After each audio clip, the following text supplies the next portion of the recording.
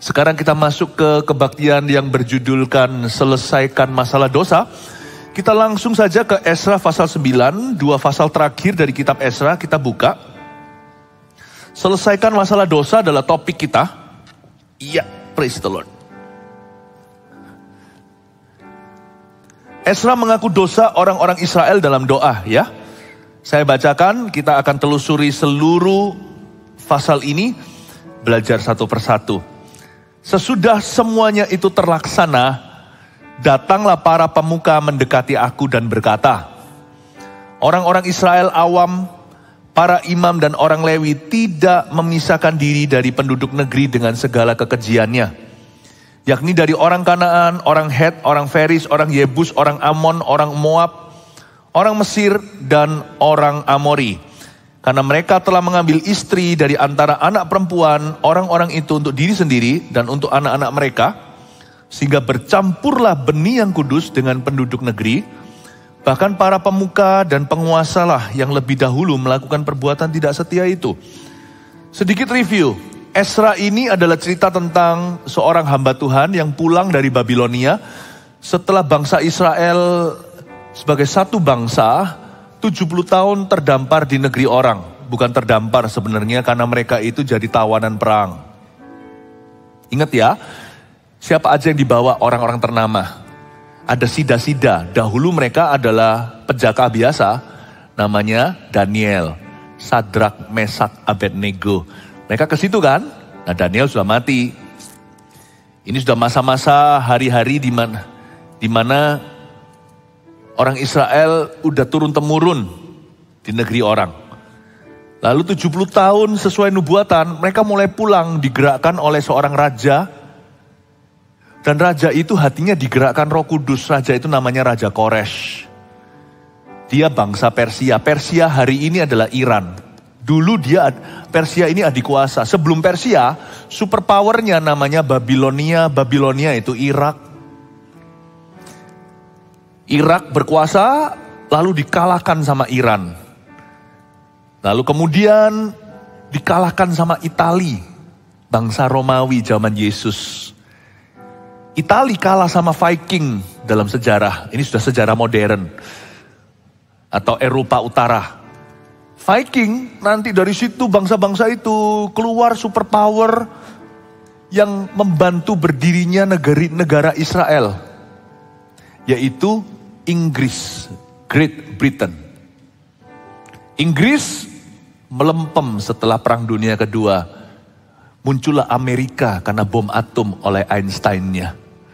Amerika sekarang mulai pelan-pelan, bukan pelan, agak cepat dibalap, disamai dengan China. Dunia itu silih berganti, tapi rencana Allah itu selalu akan dikenapi nubuatan-nubuatannya. Puji Tuhan. Nah, yang kita pelajari hari ini adalah dari bangsa Persia ini. Bangsa Persia, mereka digerakkan. Ada seorang raja yang sudah dinubuatkan 150 tahun sebelum beliau lahir. Raja Koresh atau bahasa Inggrisnya Cyrus. Dinubuatkan oleh Yesaya. 150 years sebelum raja itu lahir. Padahal dia bukan orang Yahudi atau bangsa Israel. Pulanglah orang Israel. Gelombang-gelombang pertama salah satunya adalah Esra. Seorang ahli kitab. Seorang lawyer seperti pengacara, tetapi dia itu adalah ahli Taurat. Orang Israel menyebut dia second Moses atau Musa kedua. Orang ini direspek banget. Gak ada Esra, gak ada zaman Yesus waktu zamannya Itali itu. Di bawah jajahan Romawi. Esra ini hamba Tuhan. Mandat amanahnya adalah membangun bait suci, yang dia bangun itu ibadah. Padahal kota Yerusalem belum ada temboknya loh. Gak bertembok. Memang itu profetik sekali kalau kita itu harus bangun dulu kerohanian sebelum bangun ekonomi, bahkan kesehatan. Kenapa kita concernnya itu hanya kesehatan tubuh atau badan yang sementara? Itu harus dijaga, protokol kesehatan namanya. Tapi buat apa sih kita memperoleh seluruh dunia termasuk jikalau kita sehat dan hidup lama? Kalau kita kehilangan apa yang paling utama, yaitu hubungan kita dengan Allah. Bangun dulu kerohanian, bangun dulu bait suci, baru temboknya. Baru politik, militernya dan sebagainya. Nah, Esra pulang kan, dia bangun bait suci, nggak gampang loh. Dia menempuh perjalanan jauh 1.500 km atau hampir 1.000 mil jauhnya. 4 bulan lebih dia sampai, 4 bulanan. Sampai di situ dia bangun, dihalangi penduduk setempat. Masalahnya bukan sama pemerintah tapi sama warga. Raja udah kasih dia otorisasi, Raja Kores, dilanjutkan Raja Darius nantinya. Ketika terjadi pelaporan, Esra akhirnya berbakat sebagai seorang pengacara dan dia juga tahu bagaimana berbicara. Akhirnya berbaliklah senjata musuh ditempa melawan umat Israel malah justru menjadi peluru keberhasilan mereka. Orang-orang yang melaporkan itu disuruh danai. Ketahuan di arsip-arsipnya bahwa orang Israel itu bertindak secara legal.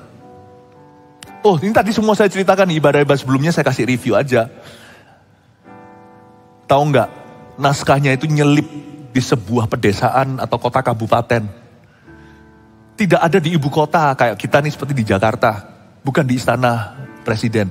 Bisa ketemu loh kalau Tuhan yang ada mau. Jadi gak ada berkat yang tersembunyi. Dan juga gak ada berkat yang hilang kalau kita percaya pada Tuhan. Saya kasih sedikit review supaya Anda tidak masuk di episode mana langsung tiba-tiba gitu ya. Setelah itu resume, pekerjaan dimulai lagi. 4 tahun kemudian jadi itu bait suci. Setelah jadi itu, nah ini bahaya. Bahayanya adalah ketika hidup kita sudah enak, ketika mimpi sudah kejadian. Waspada, jangan lupa loh. Daud itu jatuh ke dalam dosa, bukan ketika dia di Gua Adulam. Ketika dia sudah jadi raja yang gagah, suatu hari di zaman raja-raja pergi berperang, musimnya raja-raja itu pergi mission trip. Daud itu duduk di atas sotoh, nyaman-nyaman, gak sengaja lihat perempuan mandi, namanya Batsheba. Be careful ya, coba kita baca sekali lagi pasal 9 ayat 1. Sesudah semuanya itu terlaksana, datanglah para pemuka mendekati aku dan berkata, orang-orang Israel awam, para imam dan orang Lewi tidak memisahkan diri dari penduduk negeri dengan segala kekejiannya. Berhenti di sana. Setelah bait suci jadi, semua orang merayakannya. Puas legawa. A job well done. Tepuk-tepuk pundak dan berkata, aku bangga sama pencapaianku. Sesudah semuanya itu terlaksana, boom, masuklah kompromi dosa. Hati-hati jatuh kalau sudah diangkat Allah. Jangan sampai keluargamu hancur setelah Anda kaya.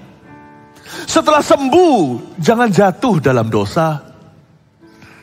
Seperti Hizkia, dikasih 15 tahun ekstra, malah sok-sokan show off sama negeri sebelah alias Babilonia. Hingga Tuhan hukum mereka, itulah cikal bakalnya bangsa Israel diserahkan ke tangan musuh. Problema masalah itu bukan musuh kita terbesar, sukses bisa jadi musuh yang harus kita hati-hati. Jawaban doa itu bisa bahaya. Sesudah semuanya itu terlaksana dan para pemuka mendekati aku. Perjuangan sudah selesai, tinggal menikmati kemenangan. Para pemuka datang pada Esra dan berkata, oh celaka orang Israel awam, para imam, orang Lewi. Baik itu anggota keluarga, kepala keluarganya juga dosa. Jemaat, sak pendetanya juga dosa. Celaka enggak? Orang Israel awam, para imam, orang Lewi tidak memisahkan diri dari penduduk negeri dengan segala kekejiannya. Kalau Tuhan memberkati Anda, tetaplah waspada. Amin, Bapak Ibu Saudara. Mereka tidak memisahkan diri dari penduduk negeri dengan segala kekejiannya. Maksudnya ini kawin campur sih. Zaman itu ditentang keras, zaman ini juga sama. Cuman bukan zaman hukum Taurat, jadi bukan dengan hukuman. Sebenarnya kawin campur tuh jangankan kekristenan. Masyarakat aja tahu bahwa itu gak akan bisa berhasil. Anak-anak Tuhan jangan cari jodoh yang bukan anak-anak Tuhan. Bukan diskriminasi. Untuk praktisnya aja, itu gak praktis sekali. Kalau Anda cari jodoh untuk anak Anda, sekalipun anak Anda sudah bujangan tua, jangan turunkan standar. Mendingan bujangan sampai tua daripada salah menikah. Sedangkan sesama anak Tuhan pun kalau labelnya sama Kristen aja nggak tentu loh ya. Itu pun perlu compatibility atau kecocokan. Tapi di zaman perjanjian lama, itu adalah hukum Taurat. Dilarang keras. Kalau sekarang di zaman perjanjian baru, lewat kesadaran. Kalau zaman dulu itu, hukumnya seperti syariah. Itu sudah hukuman, udah negara. Dilarang untuk kawin campur. Mungkin bangsa Israel datang dari jauh Babilonia, traveling 1.500 km ya pasti wanita-wanitanya berdebu ya kan. Pasti kalah cantik. Yang di sana semuanya pedicure. Ini kan di negara orang di Persia. Wah, negara adik kuasa. Di New York City-nya, di Tokyo-nya. Bahkan ada lagunya New York, Rio, Tokyo. Lalu tiba-tiba mereka pergi ke pedesaan. Zaman dulu Yerusalem masa jadi kota besar, itu reruntuhan 70 tahun jadi puing-puing. Jadi perempuan-perempuan yang pulang sama mereka itu terbatas pilihan. Yang cantik-cantik gak mau kotor kuku semuanya tinggal di Persia. Yang pulang itu biasa. Sampailah mereka ke penduduk negeri. Di penduduk negeri situ adalah blasteran. Itu orang-orang Samaria, campuran-campuran. Ada Irannya, ada Syria atas. Ada orang-orang bawahnya, ada Mesir-Mesirnya, ada Arab-Arabnya. Ya. Coba bayangkan, ya kalah cantik lah cewek-ceweknya. Orang Israel pilihannya terbatas, sama seperti kalau kita di gereja cari jodoh sama di luar sana. Ya di luar sana gak terbatas. Tapi Tuhan tahu kok apa yang Tuhan itu perintahkan. Pasti kalau yang Anda kejar itu adalah kebahagiaan dan kekudusan, turutlah sama perintah Tuhan. Terbatas sih terbatas, tapi Tuhan kita tuh matchmaker yang paling luar biasa. Tuhan bisa menjodohkan. Ya. Gak tentu yang rupawan itu dapat jodoh dulu, gak tentu. Gak tentu. Bapak Ibu Saudara, jangan kompromi standar firman Tuhan demi kenyamanan. Orang Israel lakukan itu dan dengan demikian mereka tidak memisahkan diri dari penduduk negeri dengan segala kekejian. Kelihatannya lewat pernikahan, tapi sebenarnya kalau sudah masuk kawin campur ini, maka yang campur baur adalah penyembahan berhala mereka.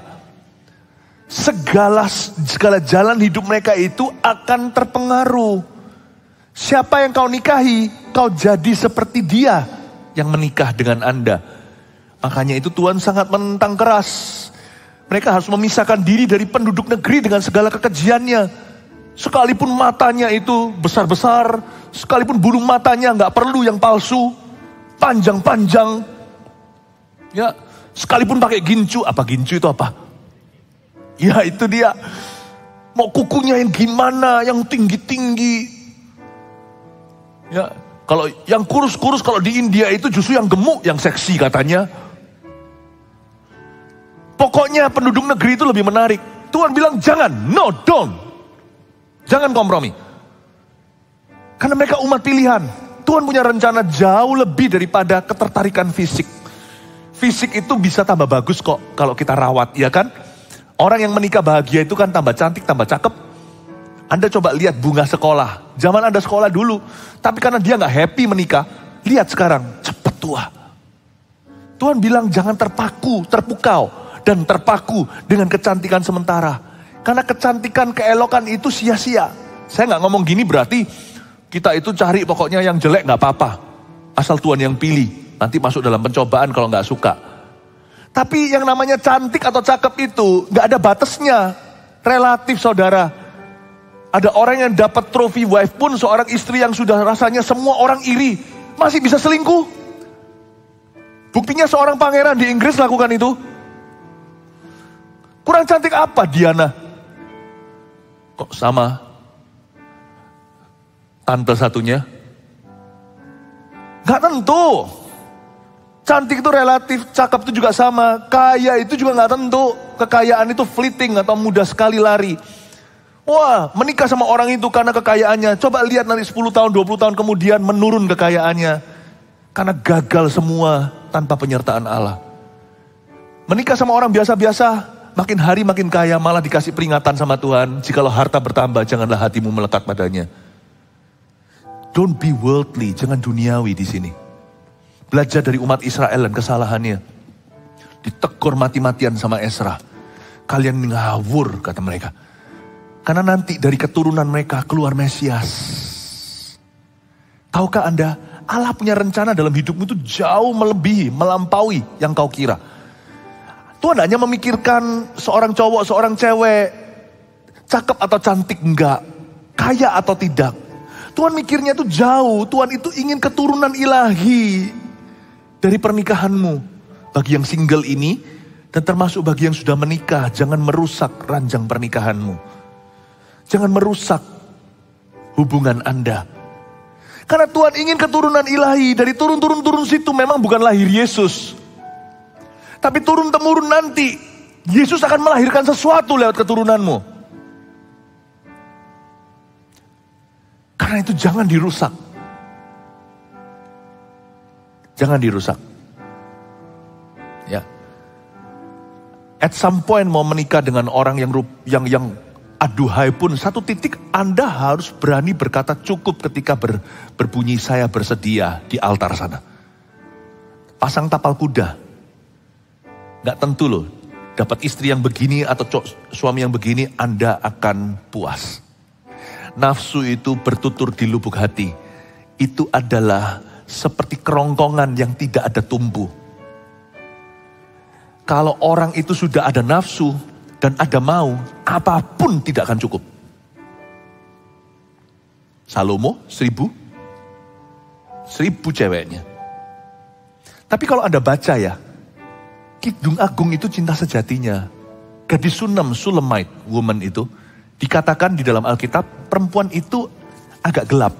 Dia bukan dari modeling, dia bukan dari ningrat. Dia itu adalah seorang wanita, perempuan yang berprofesi gembala. Bantu pekerjaan papanya misalnya. Jadi di dalam Kidung Agung kalau Anda baca itu bukan kata-kata yang tidak senonoh. Kidung Agung itu bicara tentang hubungan kita dengan Tuhan Yesus sebagai mempelai pria dan wanita. Tapi juga bicara tentang hubungan suami dan istri. Itu adalah true love-nya Salomo, Kidung Agung itu. Salomo sampai pura-pura tanggalkan baju raja pangerannya supaya dia bisa deketi pendekatan seperti rakyat. Seperti cerita-cerita seorang bangsawan pura-pura jadi orang biasa. Kalau Anda baca, dia selalu berkata, jangan pandangi kelemahanku, aku sumpahi kamu demi rusa-rusa. Hai putri Sion, jangan bangkitkan asmara. Coba Anda baca. Perempuan ini, yang Salomo mungkin cari di akhir hidupnya ketika menulis kitab pertobatannya, yaitu Pengkhotbah. 1000 istri, 700 plus 300 gundik-gundiknya itu tidak memuaskan hatinya. At the end of his life, penuh penyesalan dan kangen mati sama cinta sejati masa mudanya, mungkin istrinya yang sah. Di akhir hayatmu, seorang playboy pasti akan merindukan istrinya yang sesungguhnya. Dan dia tidak puas dengan semuanya itu. Dan tidak ada tutup cerita di Alkitab. Apakah Salomo sungguh ketemu sama Shulamite woman itu atau tidak? Mungkinkah dia kena kanker kepahitan? Suaminya kayak gitu. Mungkinkah dia mati muda? Gak tahu. Pokoknya kalau ada baca Pengkhotbah itu ada hin-hin. Seperti ada sindiran-sindiran hati Salomo yang menyesal setengah mati. Sia-sia. Semua sia-sia. Sia-sia, semua sia-sia. Kalau kamu masih bisa hidup di bawah matahari, nikmati dengan orang yang sungguh kau cinta. Nikmati dengan istri masa mudamu. Coba bayangkan. Kalau Anda baca ya, dosa itu betul-betul vanity, sia-sia akhirnya. Padahal kita punya Yesus itu sebenarnya kita sudah butuh dosa. Karena kita sudah dipuaskan. Masalah daging aja, kedagingan kita ini loh, tipu muslihat. Enggak, Yesus plus, kalau bisa Yesus plus. Kamu sekaya-kayanya halalkan segala cara. Yesus plus, lihat itu, cewek di situ cantik. Lihat itu, cowok itu menarik. Nggak seperti suamimu yang buncit itu. Apalagi yang sekarang namanya seperti menu, bibimbap dan babimbim, enggak tahu apa itu. Yang Korea-Koreaan dan sebagainya. Wah, suami dibandingkan dengan yang itu. Istrinya dibandingkan dengan girls band, apa? Nggak tahu. Yang band-band cewek-cewek, cowok-cowok gitu loh. Saya kadang-kadang gak bisa bedain kok yang mana yang cowok, yang mana cewek. Mukanya juga sama semua. Dibandingkan itu ya kalah. Dibandingkan itu, istrimu itu orang Yahudi yang kalah menarik sama Hagar si Mesir dengan dengan bulu mata seperti burung unta. Zaman itu cantik versinya begitu, zaman ini sekarang Korea. Tapi zaman dulu cantiknya Arab itu ya di situ. Di tempat mereka sekarang pulang ke rumah itu karena tidak ditinggali Yahudi, ditinggali oleh orang-orang Samaria, blasteran semua. But if you're seeking a good life, kalau kita mencari hidup yang bagus, hidup yang sungguh-sungguh memuaskan, hidup yang bermakna, apalagi yang bernilai tinggi dan kekal pula, janganlah kita itu percaya semata-mata dengan mata kita. Carilah apa yang klop di hati. Bangsa Israel ngawur ini. Ya, coba saya jelaskan backgroundnya cukup jelas ya sekarang ya. Nah, yang perlu kita waspadai adalah kalau kita sudah punya uang. Kalau kita punya kedudukan, apalagi kalau dielukan orang, udah 40 sekian umurnya, 450 itu loh, krisis tengah baya, ya kan, mencari pujian di luar sana, teman tapi mesra. Kalau laki-laki kurang dihargai di rumah, cari di luar situ, siapa perempuan yang akan memuja dia? Bapak ibu saudara, hati-hati, Anda dan saya adalah umat Kristen, orang pilihan Allah. We live differently. For a different purpose, untuk tujuan yang berbeda. Dan ujung hidup kita pun tak sama. Ada nilai kekal, jangan lupa ada sorga. Jangan lupa pula ada neraka. Sesudah semuanya itu terlaksana, datanglah para pemuka mendekati aku dan berkata, orang Israel awam dan para imam dan orang-orang Lewi tidak memisahkan diri dari penduduk negeri dengan segala kekejiannya. Ayat 2, karena mereka telah mengambil istri dari antara anak perempuan dan orang-orang itu untuk diri sendiri dan untuk anak-anak mereka. Ini papa sama anak sama-sama kawin. Ngeri kan hari ini? Laki-laki bisa punya pacar gelap seusia anak perempuannya. Dia ngambil istri. Jadi mereka mengambil istri dari antara anak perempuan, orang-orang itu. Untuk diri sendiri dulu, coba kalau Anda baca ayat 2. Lalu untuk anak-anak mereka. Jadi bareng-bareng memperistri. Wow, ini biang keladi.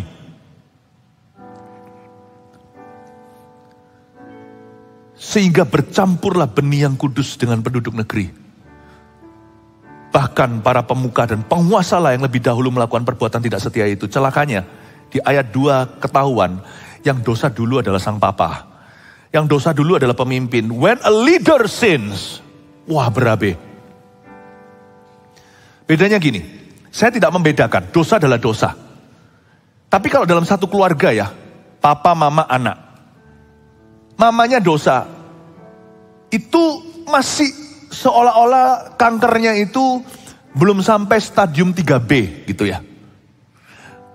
Tapi kalau anaknya yang dosa itu masih benih. Tumornya itu ditemukan masih perlu dibiopsi. Tapi kalau papa yang dosa, ini memang gak fair sih. Pada barang siapa yang dipercaya, lebih dituntut lebih. Memang betul dalam hal ini bukan perbedaan laki-laki dan perempuan, beda peran. Kepemimpinan dalam rumah itu imamatnya adalah pria. Jadi saya harus bicara tentang laki-laki. Kalau papa yang jatuh dalam dosa seks, itu langsung kankernya udah menyebar kemana-mana. Itu sudah ke paru-paru, ke everywhere. Saya berkali-kali sebagai hamba Tuhan melihat kalau seorang ayah berdosa. Dosa adalah dosa. Kalau secara pribadi di hadapan Allah, sami mawon sama saja. Mau sana cowok kek, cewek kek, mama kek, papa kek, anak kek, orang tua kek, sama saja. Orang tua, anak kek, kakek, semua sama. Tapi ada perbedaan efek sampingnya jikalau yang berdosa adalah imamatnya. Penguasa dan pemuka lah yang lebih dahulu melakukan perbuatan tidak setia itu. Saya berkali-kali melihat tidak bisa menjadi sebuah doktrin, tapi bisa menjadi patron yang perlu diwaspadai. Kalau seorang ayah gak genah bahasa Surabayanya, anak perempuannya susah jalannya. Anda lihat coba. Biasanya juga akan dipermainkan sama orang. Saya gak ngomong ini berarti Tuhan itu ngutuki anak karena papanya, karena ayahnya. Enggak. Tapi anak itu harusnya jikalau papanya taat, dia akan menghadapi ular biasa. Tapi gara-gara papanya gitu dia hadapi naga. Anak itu perlu super radikal yang mana di dunia ini sekarang untuk sungguh-sungguh dengan Yesus semakin susah. Jadi chance-nya itu sedikit. Chance-nya itu sedikit. Ketika dosa menjadi pandemik, bukan menjadi epidemik biasa. Di situ susah sekali orang tidak kena. Kalau tidak kena itu mujizat. Makanya itu berkat kalau Anda hari ini masih sehat. Kalau papa ya, coba Anda lihat, anak perempuannya gitu. Anak cowoknya akan meniru kelakuannya. Anak perempuannya biasanya akan dikerjai dengan laki-laki seperti dia nanti. Seperti papanya. Susah jalannya. Dalam hubungan gak pernah hoki. Coba Anda lihat ya, kalau papa dosa itu beda. Kalau jemaat dosa, semua turut memulihkan. Tapi kalau pendetanya dosa, split, pecah itu namanya seluruh meja. Itu kayak ambruk. Meskipun tetap Tuhan itu selalu mempertahankan orang-orang yang tetap tulus dan kudus. Meskipun. Gak gampang memang. Karena begitu banyaknya semarak hamba-hamba Tuhan yang jatuh. Kami ini yang lebih kemudian baru datang. Orang-orang yang pendahulu yang banyak sekali cerita-ceritakan di seluruh dunia. Lebih susah loh untuk menjadi pendeta setelah hamba-hamba Tuhan itu jatuh. Lebih gak gampang. Karena itu Bapak Ibu Saudara, kalau Anda adalah seorang papa atau ayah, love your family. Jangan kasih mereka money. Itu bisa mereka cari sendiri. Kalau anak Anda pintar, dididik dalam takut akan Tuhan, Tuhan beri kepandaian. Percayalah, mereka yang bawa devisa, bukan Anda nanti. Anda biasa-biasa, nanti anak Anda yang luar biasa. Orang dunia aja, orang fasik aja, begitu kok. Orang fasik ya. Saya gak peduli agamanya apa. Misalnya, Presiden Amerika yang lalu, Donald Trump, itu papanya sudah orang yang berhasil, sukses dalam bisnis. Cuman di zaman anaknya menjadi Trump Tower di mana-mana dibeli, dikembangkan. Papanya miliuner, anaknya bilioner. Jadi presiden lagi. Ya. Don't worry. Money bisa dicari. Yang tidak bisa dicari dan diduplikasi adalah integrity atau integritas. Karena itu kado terbesar buat anak-anak kita secara rata adalah pernikahan papa mamanya yang bahagia. Dan kado terbesar, warisan rohani bagi setiap putra putri kita adalah ayah yang takut akan Tuhan. Makanya seorang papa yang takut akan Allah harus dirayakan. Masalahnya, di Indonesia tidak ada hari ayah. Ada gak? Gak ada ya rasanya. Ada yang tahu gak? Ada hari ayah gak di Indonesia? Gak ada ya. Hari ibu ada 22 Desember. Hari papa gak ada. Ya gak apa-apa, kita gak usah buat-buat. Cuma dari sini kita tahu bahwa nilai seorang father itu gak seberapa di negeri ini. Makanya laki-laki yang beringasan, laki-laki yang kampungan itu lebih banyak. Saya gak ngomong kampungan itu status ekonomi loh ya. Saya bicara tentang prinsip rohani. Di gereja harus disuarakan. You know when a father sins, the whole family goes down the drain with him. Waktu seorang ayah itu dosa, seluruh keluarga dibawa masuk ke selokan sama dia. Kalau mama, seorang ibu rumah tangga harus jaga, papa harus jaga double porsi. Dia jaga untuk dirinya, dia jaga untuk seluruh keluarganya. Saya ngomong gini bukan menerangi satu gender terhadap yang lainnya. Tapi untuk menjelaskan bahwa kepemimpinan itu ada.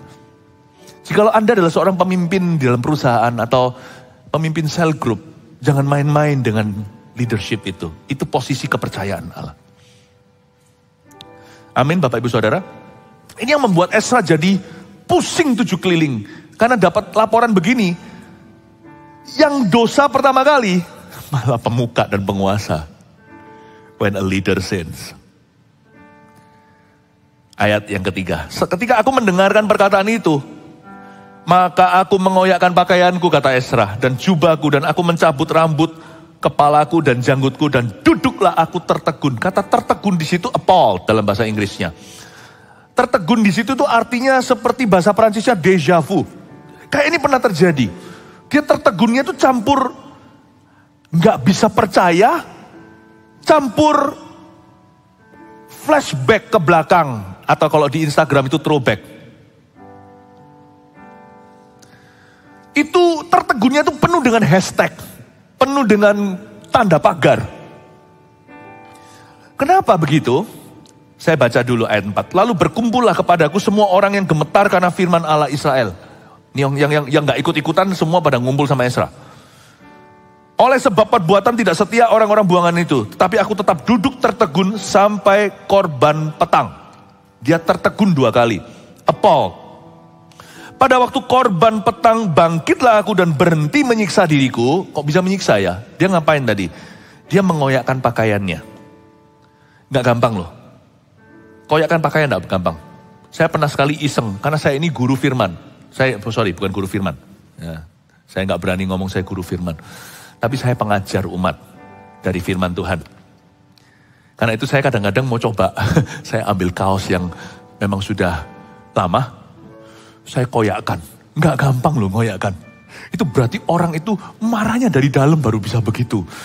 Jangan pernah kita menyaksikan Avengers yang Hulk itu, yang Hulk yang hijau itu gampang sekali. Karena dia adalah Hulk. Coba Anda robek itu nggak gampang. Dia katakan dia mengoyakkan pakaiannya. Itu tanda yang sangat sedih hatinya. Mengoyakkan pakaian dan jubahnya. Jadi double itu. Pakaian dan jubah dikoyak bersamaan. Ini bukan karena Ezra super kuat. Ezra bukan Simpson. Ezra super shock. Super sedih. Nanti saya jelaskan kenapa dia shock. Dan aku mencabut rambut kepalaku. Rambut putih dicabut aja sakit setengah mati kok. Pernah sekali ada uban di sebelah sini. Awal-awal waktu kami baru menikah. Ada uban gitu, istri saya cabut satu. Aduh saya bilang. Dia ketawa. Ya, kalau tahu malah justru saya berjaga-jaga. Kalau sekarang dicabut semuanya ubannya sini ya saya botak lah. Coba bayangkan, ini mencabut rambut loh. Bukan uban. Gini loh. Dan mencabut janggut itu lebih sakit. Mending rambut. Kalau gak percaya, cabut rambut kaki aja sakitnya setengah mati. Dan duduklah aku tertegun. You want to know why he's super sad? Kenapa dia sangat sedih? Karena déjà vu tadi. Karena dia merasa ini pernah terjadi. Kalau Anda baca, gak usah dibuka. Pada waktu mereka pertama kali arrive. Sampai mendarat di Yerusalem. Perjalanan 4 bulan. Mereka mau bangun bait suci. Sudah di tangan semua materialnya. Lalu orang-orang Samaria yang perempuan-perempuannya cantik-cantik itu blasteran semuanya itu datang menawarkan diri. Teman-temanku orang Yahudi, ayo kita bangun bareng yuk. Mereka menawarkan jasa, tak bangun visimu sama aku sama-sama yuk. Toh kita nyembah Tuhannya sama. Kontradiksi sih, dia bilang nyembah Tuhannya sama, tapi mereka bilang aku nyembah Tuhannya itu di altar-altar mereka. Banyak orang ngaku-ngaku Kristen kenal Tuhan Yesus. Tapi kalau tidak hati-hati, Anda masuk kongsi sama orang-orang seperti itu, Anda belum cek dan recheck lagi, dan cek ulang lagi prinsip hidup orang itu benar nggak? Nggak tentu. Ada orang-orang yang mau ajak Anda, ayo kita kerjasama, bikin buku, bikin album atau apa. Nggak tentulah orang itu kalau reputasinya ternyata di luar, nggak seperti kerohanian yang dia tunjukkan. Anda yang kasihan. Ini bukan hanya soal kongsian, ini proyek Tuhan, malah proyek besar. Bangsa Israel waktu itu dipimpin oleh Ezra yang pulang, menolak mentah-mentah. Zerubabel tepatnya, temannya Ezra. Ezra itu hamba Tuhannya yang bangun bait suci. Zerubabel itu dari sisi pemerintahan. Ini adalah seorang gubernur yang takut akan Tuhan, yang ditaruh, diutus, pergi ke situ untuk memulihkan peradaban. Di tanah suci yang sudah ditinggalkan 70 tahun, minimal 3 generasi. Nah Ezra waktu itu ngomong begini, Zerubabel dan semuanya berkata, tidak, kami bangun sendiri. Bukan berarti mereka itu sombong atau eksklusif, tapi mereka selektif. Be selektif. Yang selektif. Jangan orang ngomong sesuatu rohani, Anda langsung percaya. Kalau Anda belum kenal loh ya, kalau sudah kenal ya lain cerita. Dan itu kan ditolak mentah-mentah. Setelah ditolak, Anda coba baca di pasal 4 itu. Mereka marah, kelihatan warna aslinya. Mereka justru konspirasi bersekongkol untuk menggagalkan bangsa Israel. Kan ada orang yang gitu. Kita diajak kerjasama, kita kan bisa berhak berkata tidak. Kenapa sana memaksa? Kita tolak mereka, padahal baik-baik dan sopan-sopan. Mereka marah, mereka jegal kita nanti di dunia bisnis. Nah, kelihatan aslinya. Kalau sampai dijegal nggak apa-apa saudara. Jemaat nggak apa-apa kalau dijegal. Mendingan dijegal dari luar daripada dijegal dari dalam. Kalau Anda kongsi sama orang itu, malah tidur dalam selimut bersama dengan musuh. Itu namanya sleeping with the enemy. Saya mendingan fighting with my enemy daripada sleeping with my enemy. Saya mendingan bertempur dengan musuh saya daripada tidur satu selimut dengan musuhku. Karena kita gak akan pernah tahu kapan kita akan ditusuk sama dia. Tapi kalau kita bertempur, kita tahu kapan dia akan menyerang. Bangsa Israel menolak mentah-mentah.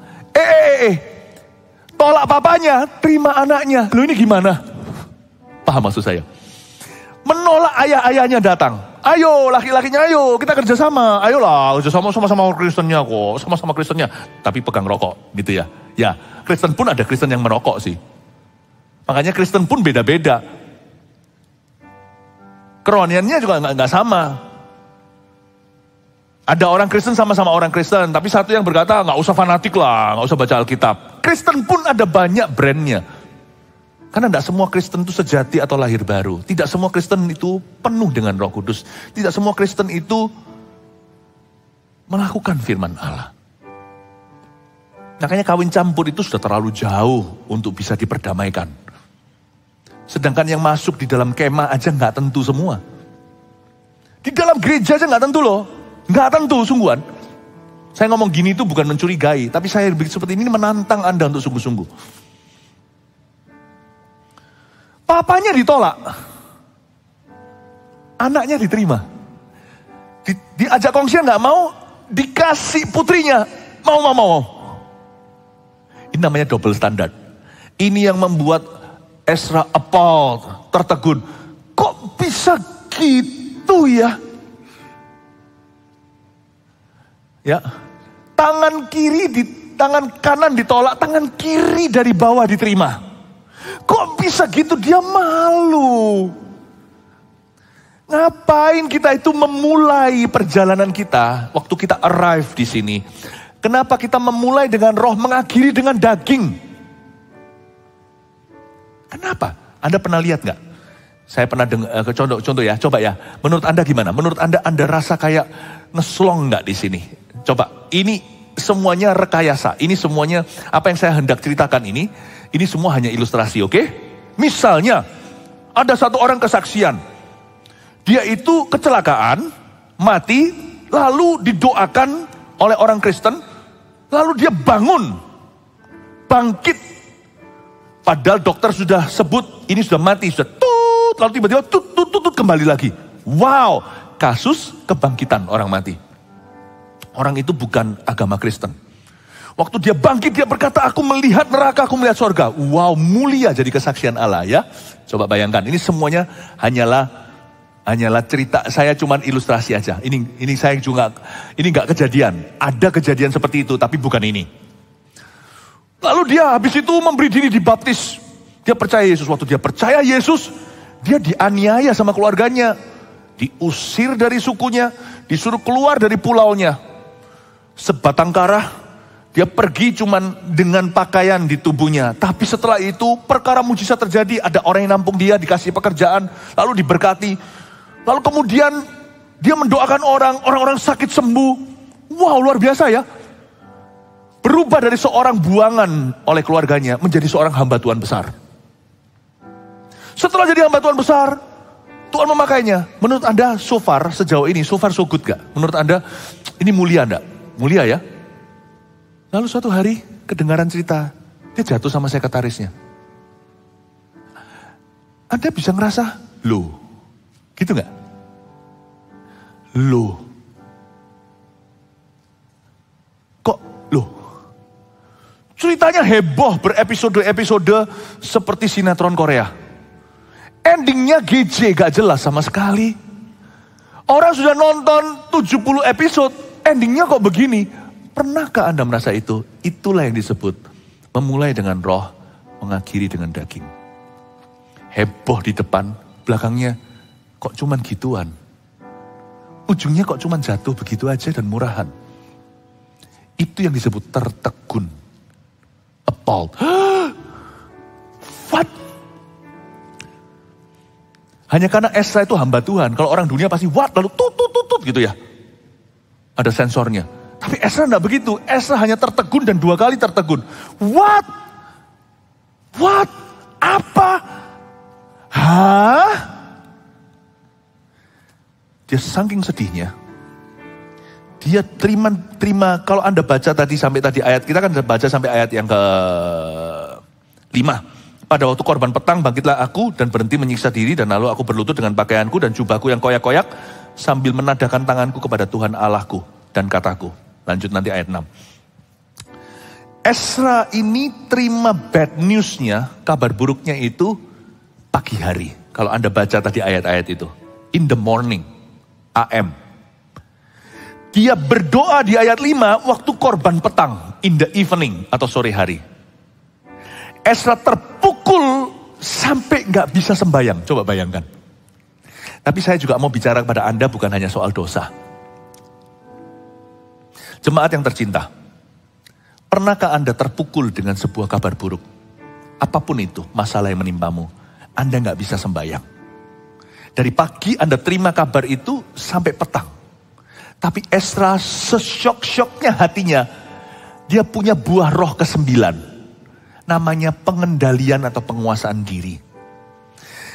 Sedown apapun hatimu, ingatlah jangan izinkan matahari terbenam karena amarah. Atau jangan biarkan matahari hilang Anda tidak berdoa. Sesyok-syok hatinya, pengkhotbah katakan, there is a time to mourn and a time to pray. Ada waktunya kita berkabung, ada waktunya kita sembahyang. Sedown apapun, sekecewa apapun, seputus asa apapun hatimu, kasih waktu cuman jam, jangan hari atau minggu. Anda boleh berkata, aku tidak bisa doa karena masalah ini, oke. Tapi jam saja, jangan hari, supaya jangan setan bisa mencuri sesuatu dari hidupmu.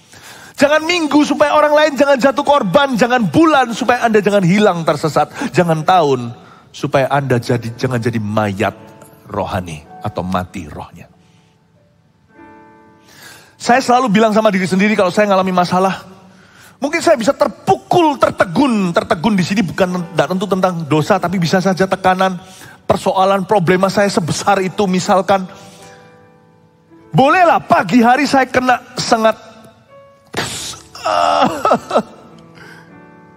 Tapi paling lambat sore saya sudah berdoa untuk masalah itu. Kalau Anda terima kabar buruk sesuatu itu, malam harinya gimana? Saya selalu bisa menghibur diri, saya kasih hikmatnya gini. Misalkan kalau saya dapatnya kabar buruk atau mendapatkan suatu masalah itu pukul 7 malam setelah makan malam. Katanya Pastor Philip tadi gak boleh matahari hilang, harus segera berdoa. Aku gak serohani itu 2 jam langsung bisa sembahyang. Ya sudah, pura-pura Anda berada di sisi Amerika. Jam 7 malam di sini ngalami masalah kan di situ masih 7 pagi. Besok pagi sudah harus sembahyang. Kalau memang harus Anda tertidur dalam masalahmu. Some people, ada berapa orang itu yang very good. Sangat bagus, sangat bakat. Sleep on their problem. Ada orang ya, kalau punya masalah nggak bisa tidur, jenis 1. Jenis 2, ada orang yang punya masalah malah tidur. Rasul-rasul kan gitu, murid-murid Yesus. Ngalami masalah malah bobok dia. Saking sedihnya di Getsemani sampai dibangunin Yesus aja nggak bisa. Dibangunin Tuhan loh. Tuhan itu pembangkit aja nggak bisa bangunkan mereka. Saking sedihnya. Coba bayangkan. Dibangun-bangunin nggak bisa. Ya udah. Kalau memang Anda adalah tipe kedua, jenis kedua yang tertidur kalau masalah, besok pagi jangan depresi. Bangun tidur sebelum mandi, pukul 5 subuh matahari belum terbit. Biasanya tidurnya nggak bisa lama-lama. Ataupun Anda bisa lama tidur sampai jam 10, silahkanlah. Bangun tidur, jangan berani sok gosok gigi dulu. Berlutut dulu dan kata, I give you my problem. Help me God. Teach me the way. Show me the way. Let's make a commitment. Mari kita buat komitmen. Kita masalah itu hanya bisa nyengat kita hanya dalam durasi jam, bukan hari. Kalau Anda pasti kalah. Karena hari itu banyak kecuri. Kalau sampai hari itu banyak kecuri. Masalah persoalan hidup kita itu nggak seberapa. Yang perlu diwaspadai itu komplikasinya. The complication is dangerous. Bahkan masalah gula pun, saya bukan dokter ya, tanya dokter sendiri. Itu pun belum sampai dangerous sekali kalau sudah bisa ditreatment. Yang perlu diwaspadai adalah komplikasinya. Ya kan? Komorbidnya gitulah. Careful.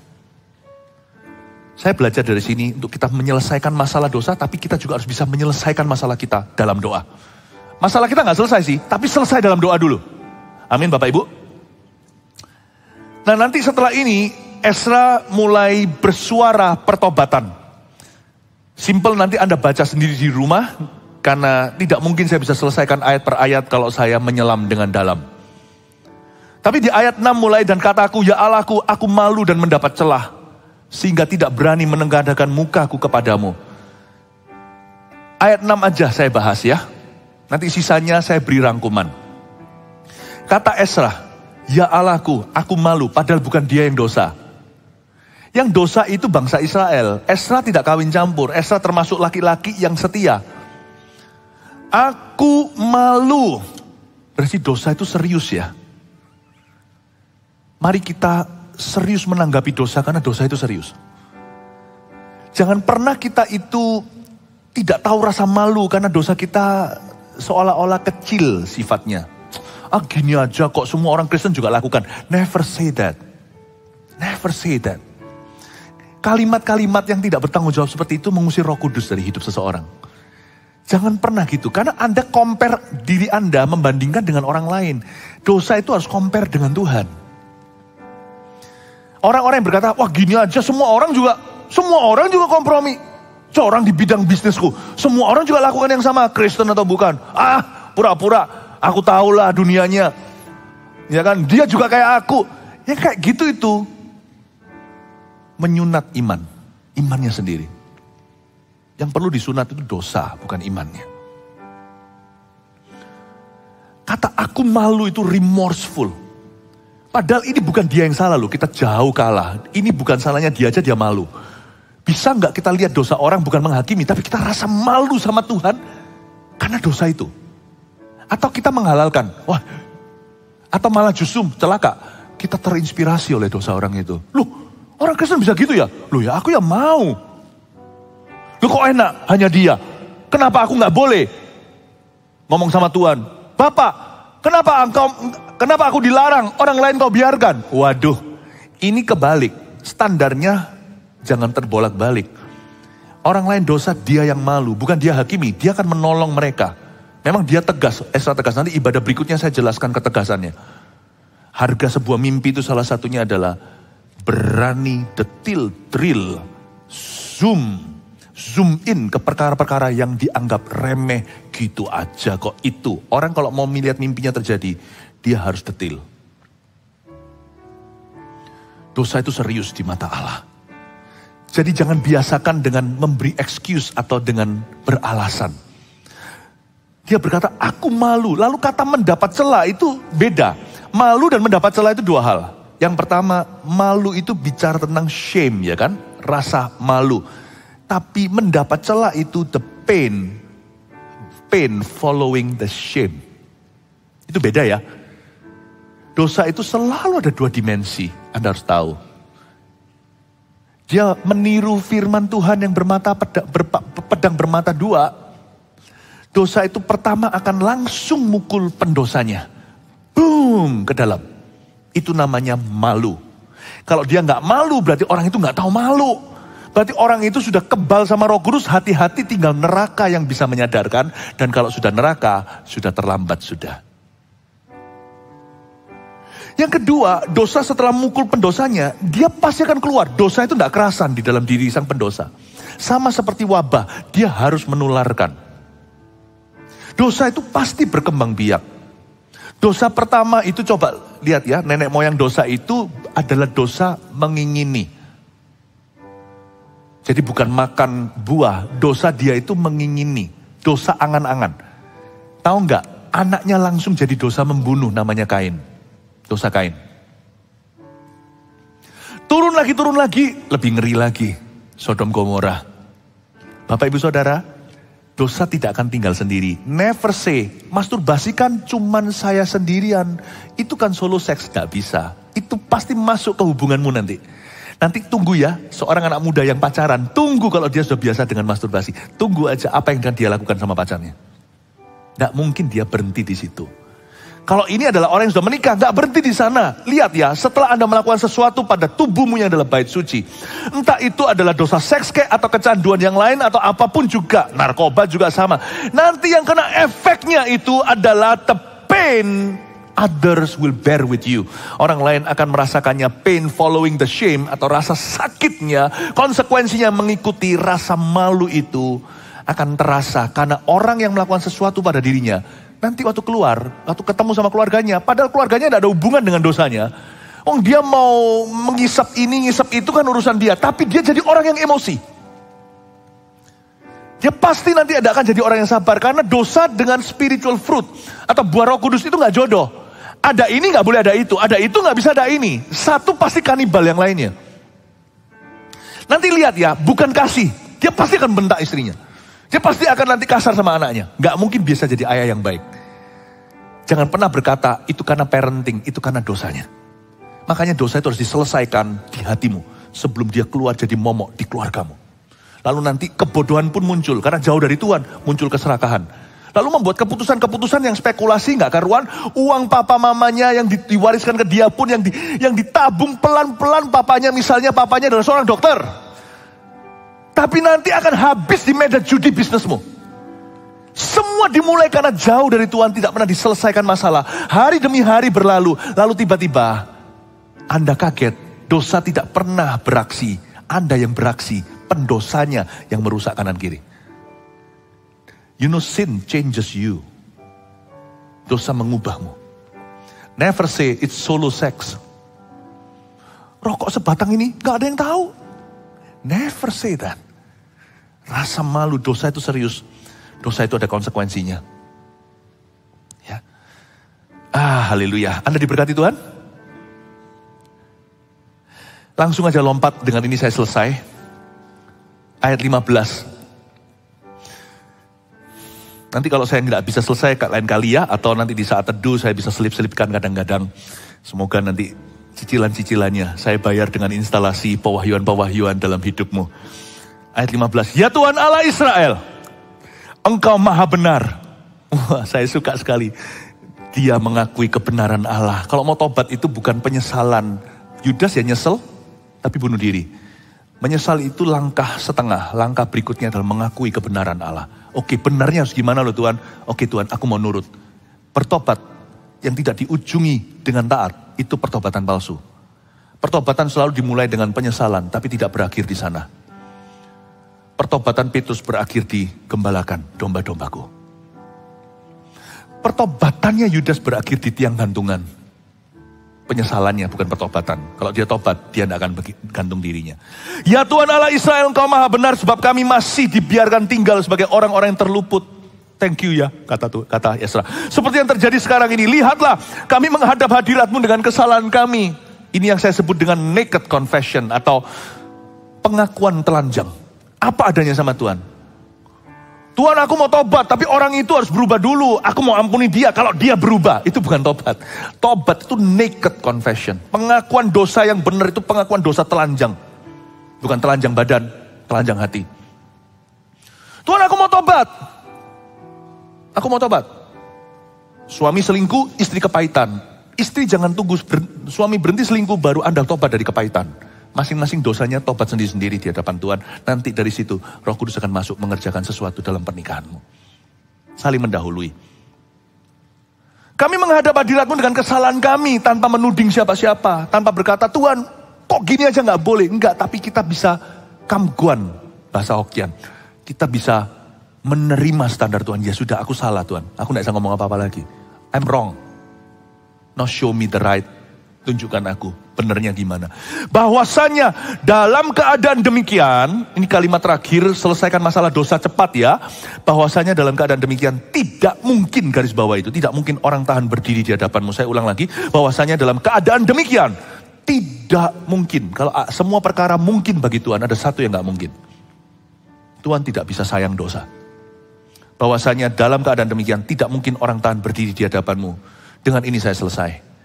Kalau ada satu dosa dalam hidup Anda, kebiasaan buruk itu, Anda punya kuasa yaitu Roh Kudus dan firman Allah. Dan saudara seiman membantumu. Asal Anda terbuka. Yakobus berkata saling mendoakan kamu akan sembuh. Saling mengaku dosamu. Bahwasanya dalam keadaan demikian, tidak mungkin orang tahan berdiri di hadapanmu. Jikalau kita tidak segera selesaikan, catat ini. Kita akan selesai dengan Tuhan. Anda tangkap ini? Kalau kita tidak selesaikan dosa itu, berlama-lama di sana, kita akan selesai dengan Tuhan. Tuhan dan dosa jangan dikawinkan. Karena dosa, Bapa salibkan anaknya, Yesus. Karena dosa. Jangan coba damaikan Allah dengan dosa. Pendosa yang didamaikan oleh Allah lewat Yesus Kristus putranya. Bukan dosanya. Dengan mengangkat dosa mereka bagi mereka yang mau bertobat. God never, Tuhan tidak pernah reconcile sin, but sinners to himself. Dia tidak pernah mendamaikan dosa, tapi mendamaikan pendosa. Jadi dosamu dan dosaku itu tidak di-welcome sama Tuhan sampai kapanpun. Jangan pernah menunggu Tuhan menerima Anda apa adanya. Tuhan tak akan. Tuhan menerima Anda kalau Anda bertobat apa adanya. Tuhan menerima Anda dimanapun Anda berada. Tuhan menerima sekalipun Anda gimana, mau gak gimana kalau gak disayangi lagi. Tetapi Tuhan tidak akan pernah sampai kapanpun menerima kebiasaan buruk. Kepahitan Anda, suka gosipin orang, suka ngomong jelek-jeleknya, marah-marah, kecewa, tuding-tuding Allah. Kepahitan, Tuhan tidak akan pernah terima itu forever and ever. Karena itu selesaikan. Kalau enggak kita akan selesai dengan Tuhan. Semoga jemaat ini tak akan pernah selesai dengan Tuhan Yesus. Akan selalu dituntun dari kemenangan pada kemenangan. Haleluya, mari kita semua bangkit berdiri. Puji Tuhan. Anda diberkati Tuhan, belajar sesuatu, amin. Haleluya. Setiap kebaktian, setiap ibadah itu, kitab Esra ini bumi langit. Masing-masing itu kayak buku sendiri gitu loh. Tadi saya ajarkan juga di ibadah sebelumnya. Bagaimana kalau kita itu dikirim, dikasih koneksi sama orang-orang yang orang-orang kuat, orang-orang besar di hidup ini. Ya apa caranya kita itu handle. Ada banyak hal yang saya mau bagikan. Setiap jemaat itu penuh. Saya rasakan love itu full di sini. Tapi saya kepingin ceritakan semua full, gak ada waktu. Masing-masing hanya 1 jam saja. Karena itu dengarkan ya sisa-sisanya. Karena I'm sure itu akan berguna. Cepat lambat Anda akan ketemu orang-orang yang saya nubuatkan lewat kitab Esra tadi yang Tuhan nubuatkan. Saya percaya ini pasti akan benefit buat Anda. Sebab saya sebagai gembala sidang ingin melihat Anda dipimpin Tuhan dari kemuliaan pada kemuliaan yang lebih besar di tahun mimpi dan penglihatan. Haleluya. Nyanyikan satu lagu.